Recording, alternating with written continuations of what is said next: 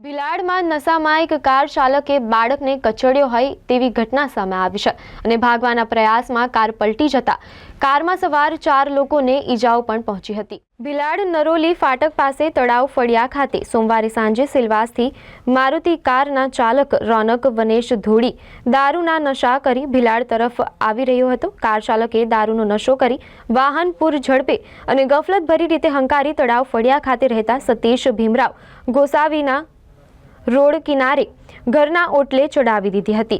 ઓટલા પર બેઠેલા સતીશના 5 વર્ષીય પુત્ર અજીતને અડફેટે લેતા માથામાં ગંભીર ઈજા પહોંચી હતી। અકસ્માત સર્જી ચાલક ભાગવા જતા કાર પલટી મારી હતી। કારમાં સવાર ચાલક સહિત 4 વ્યક્તિને નાની મોટી ઈજાઓ પહોંચી હતી। અકસ્માતમાં ગંભીર ઈજા પહોંચેલા બાળકને ભિલાડ હોસ્પિટલમાં લઈ જવાયો હતો, જ્યાં તબીબે બાળકને મૃત જાહેર કર્યો હતો। બનાવ અંગે મૃતક બાળકના સંબંધી ફરિયાદ કરી હતી।